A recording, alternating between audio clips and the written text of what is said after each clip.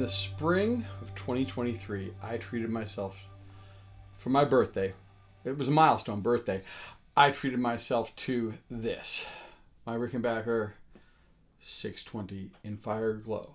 Now, I did a video on this guitar when I got it back then. I'll put a link in the area below if you want to check it out. But one thing I've found out, and one thing I knew going into buying a Rickenbacker, is that there are so many things that make a Rickenbacker unique.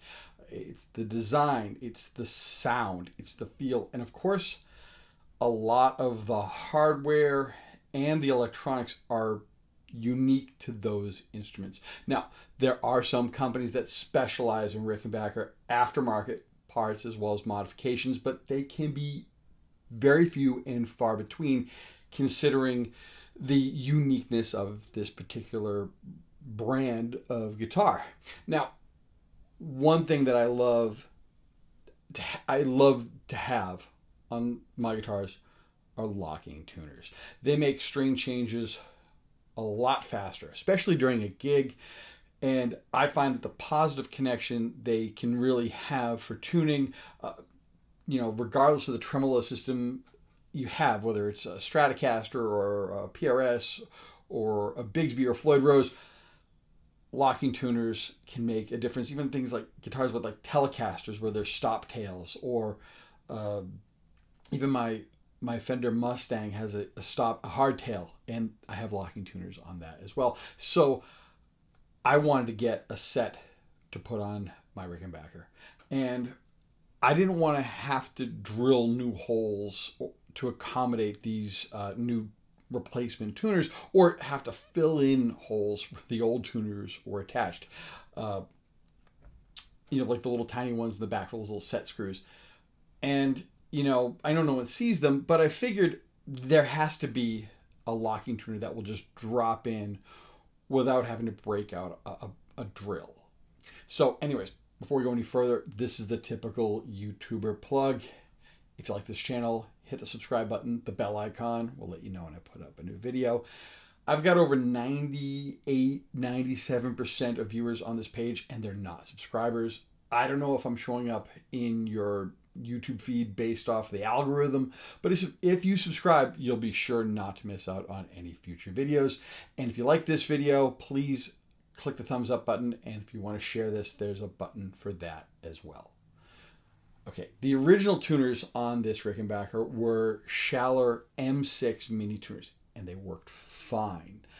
They were not locking, but they are a popular tuner, and I figured there had to be a direct replacement just based off of the design as far as that goes. So I did look for some Schaller M6 mini locking tuners that had that location for the set screw for the back on the headstock. Couldn't find anything. But after a little digging, I found that Hipshot made one that would be a direct replacement, or kind of so I thought. So I ordered them from Amazon. And one unique thing that I found out is Rickenbacker headstocks are a little thicker than the standard Fender or PRS version. So when I ordered the set from Amazon, I found out that the post was not long enough to work. It actually sat very low on the headstock. But it wasn't a waste of money, though. I actually had another guitar that could use those shorter versions that have like a typical Fender thickness headstock. No problem there. So it wasn't wasted money. And if it was Amazon, you could have easily returned it for a free refund with no problem. So to make sure, at least I knew though that they happened to fit the pattern and the thickness for as far as the hole. They didn't have to do any reaming, didn't have to do any extra drilling. That would have been great. So I went to Hipshot's website, and they did have a PDF I'll show this one that had some different. It was basically a blueprint or a schematic there, and it had different versions for different headstock thicknesses. And I thought, oh, that's perfect. I'll find that. So, but I was having a hard time finding the right part number for that particular one that I was looking for, one that was long enough on this end for what I needed. So I couldn't find it. So I gave Hipshot a call. I actually called them, And I got a person on the phone and I explained what I needed. And they gave me the info on the version I was looking for. And even better, I was actually able to buy it directly from them. And they also threw in a set of I think they call it the reach nut. It's the actual nut that goes on the post that cinches everything down on the front of the headstock. Apparently, the different thickness of this headstock might require the larger reach nut, and they actually did come in handy. They sent them in there, they threw them in there, and it worked out perfectly. And these became a great, perfect replacement with no modifications or any drilling of any kind. It looks like this came right out of the factory with these tuners. It's a worthwhile upgrade with excellent tuning stability, and it makes very easy string changes, and they go very quickly as well. The one thing someone actually posted on my previous Rick video, they said, well, who cares about locking tuners? It's the tailpiece that's the issue. And I kind of have to say it's a bit fiddlier than, let's say, a Tele or a Strat bridge setup. Because basically what it is, there's right underneath this little R area, there's just like a little area where it catches the ball end of the string and holds it in place. And I can see how someone would find that kind of annoying. Rickenbacker, there are Rickenbackers where they have, instead of this tailpiece, it's almost a flat tailpiece where it just literally, I think it just has a hole. So you actually just thread the string through it and you're fine. But I happen to like the Rickenbacker R tailpiece. It looks sharp. And considering I've got guitars with Floyd Roses and I have guitars with a Bigsby, I will say that this sits closer to how a regular Fender tremolo or even a Telecaster restrings than something like the particularness of a Floyd Rose or even a stock Bigsby. So this is not as bad could be, and I can work with this. And I have to say, for what you're getting, I can deal with that. That's not a problem.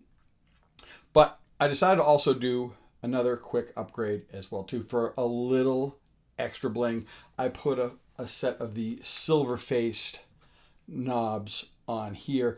I had these on my Christmas list, and my wife actually got them for me, which was really wonderful. It's not a real big deal, but I do happen to say that I like the look of these compared to they're kind of like the original ones were like MXR Phase 90 style knobs. They looked fine. There were no issues with them whatsoever, but I just wanted something that had a little bit more of that vintage approach for this guitar. So, like I said, there's not a lot available for Rickenbacker aftermarket parts, but for the most part, this, they got this right out of the box. So why mess with it? And yeah, the tuners and the knobs, that's pretty easy. It's a direct replacement. There's no problems making those swaps. There's no big change in value, making the instrument cheaper or making it worth more, or devaluing it and making the instrument work more. It really doesn't. It just makes it down for personal preference. And these small changes just make the functionality where I want it for the strings at the end there, to make them sure they're nice and in tune and they don't move around, and just the look there.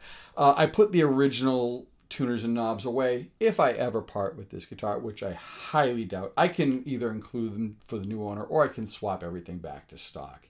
I have been using this Rickenbacker quite a bit since I got it. I've found I use it a lot for recording. I use it a lot for writing.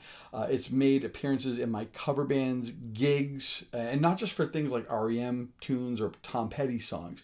If there's a need where like a Tele might do nicely, but you might want it a little different than a Tele, I will usually grab this, as this kind of can live in that area with these pickups. It doesn't have the Rickenbacker toaster pickups, so these are more like they're high gain pickups, so they're a little more kind of single coily, almost like kind of P90ish, which I really like. And I really like how the sound changes across the pickup thing. It's not like a tonal coloring. If you're playing with both pickups, and you're saying, hey, I need a little more bite, you just go to the bridge pickup and you get a little more treble. If you want a little more bass, a little more low end, you just go to the neck pickup. There's no real big coloring from the actual pickups character. It just kind of gives you more treble, more bass if you work from that. I've also been using this in a very unorthodox type situation with some amp and pedal like plugins. I actually have the Neural DSP Rabea archetype, and that has some really great heavy amp tones that actually works really well with these kind of pickups. And I found this works really, really nicely with my Boss ME70. And it's not just something that would only work with a Vox AC30, and it's certainly not a one-trick pony in any way. And I'm finding more uses for it. But anyways, that's the upgrades that I've done to this and the update. Famous last words. I think I'm done modifying this one, but you know how that goes. So let me know in the comment section below if you've made mods to a Rickenbacker or Rickenbacker. I guess that's the correct pronunciation. Let me know. I'd love to hear from you guys. Anyways, that's it. Thanks for watching, and I'll see you soon. Take care.